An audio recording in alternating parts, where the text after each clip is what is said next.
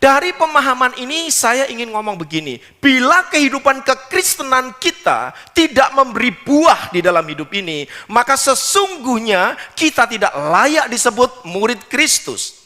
Kita tidak layak disebut Kristen sebab saudara-saudara, kita tidak memberi buah seperti yang diperintahkan oleh sang guru kita. Makanya kenapa Alkitab mengatakan, kamu baru disebut murid kalau kamu memiliki buah-buah yang nyata. Yuk kita cek and recheck hidup kita masing-masing. Sudahkah kita memberikan buah bagi kerajaan Allah?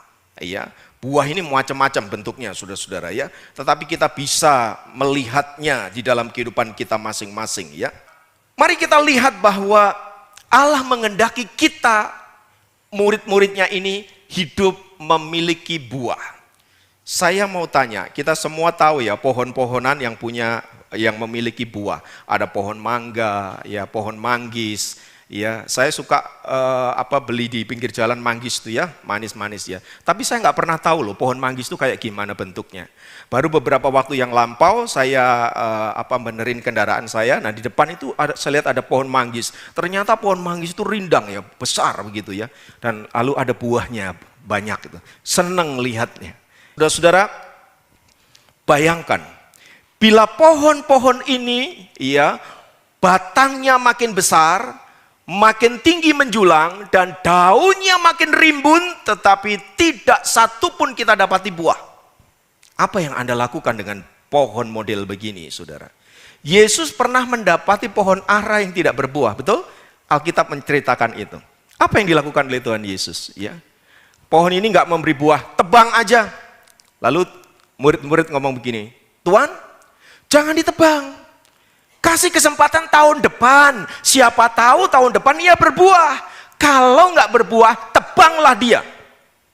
Wah, saudara, ini mau menggambarkan kehidupan kita orang percaya.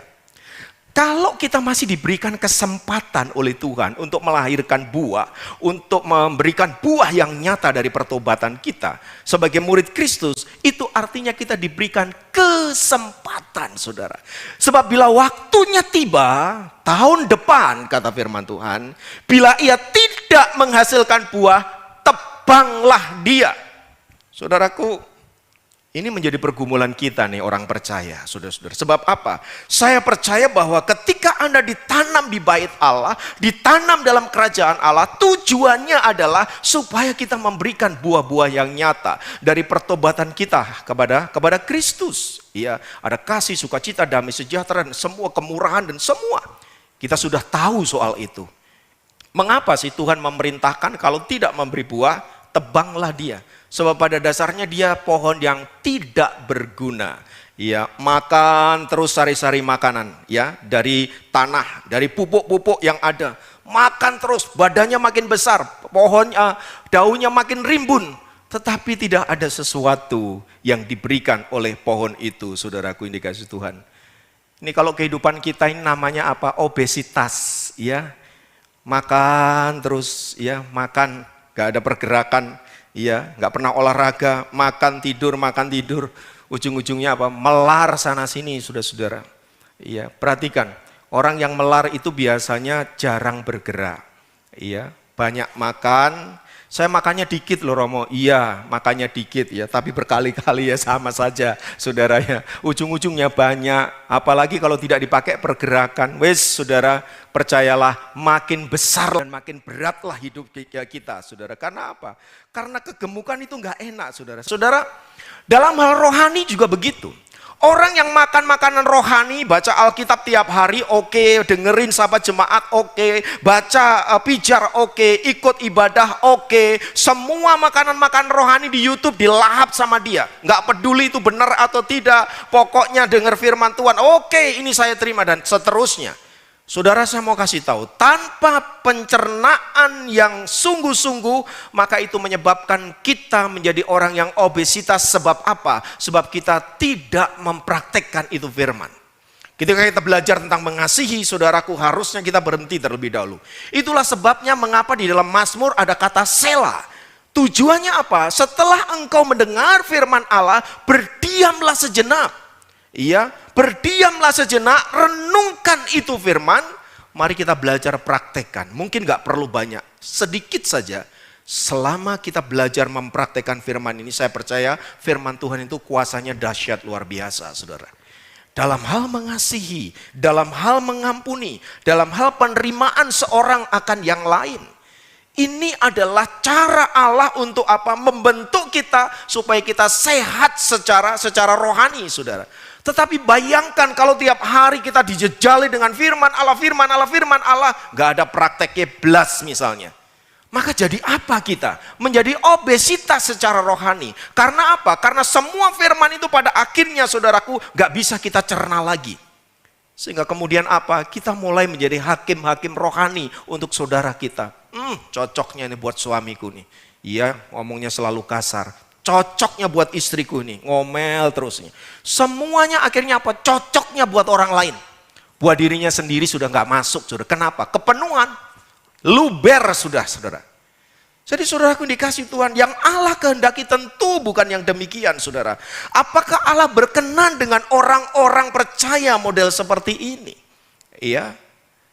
Saya kira Allah tidak berkenan dengan orang percaya yang model seperti ini. Ingat, firman Tuhan berkata begini dalam Matius pasal yang ketiga ayat yang ke-10.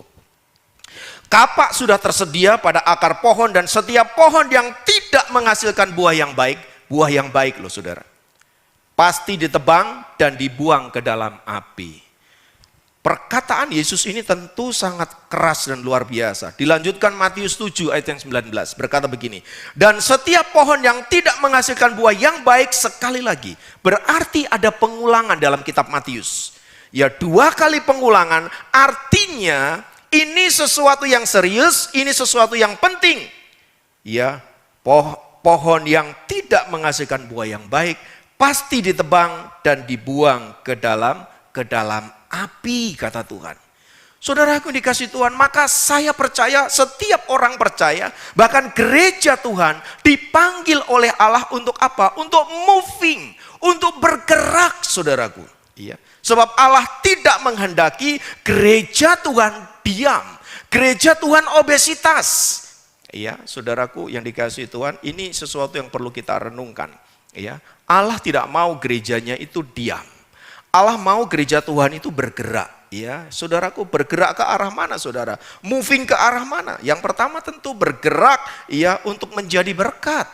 Itu yang Allah mau untuk kita lakukan, ya. Bergerak menjangkau jiwa, bergerak meluaskan pekerjaan Allah, saudaraku.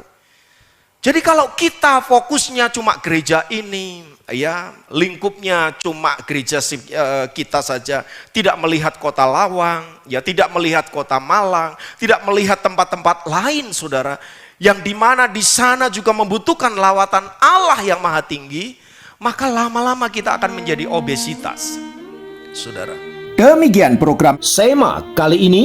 Sampai jumpa dalam program Sema yang lain. Tuhan Yesus memberkati.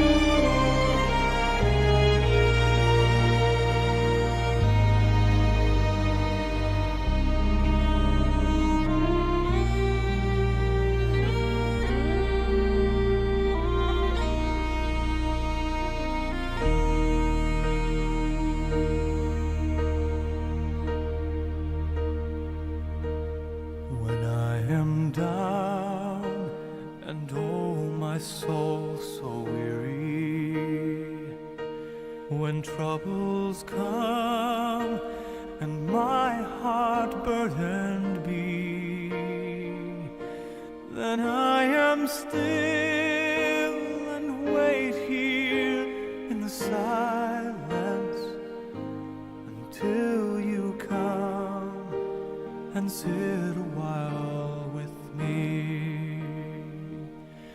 You raise me up so I can stand on mountains. You raise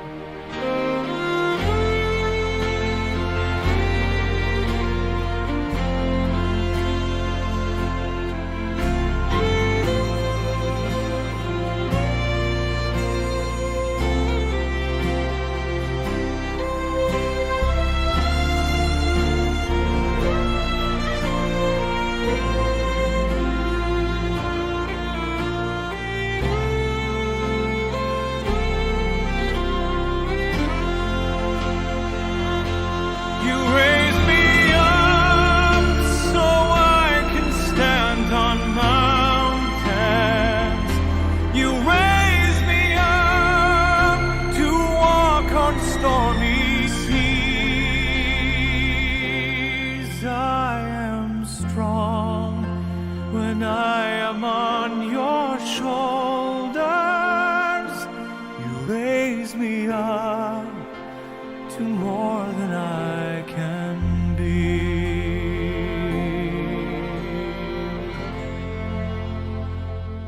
You raise me up so I can stand on mountains. You raise me up to walk on stormy seas. I am strong when I am on your shoulders.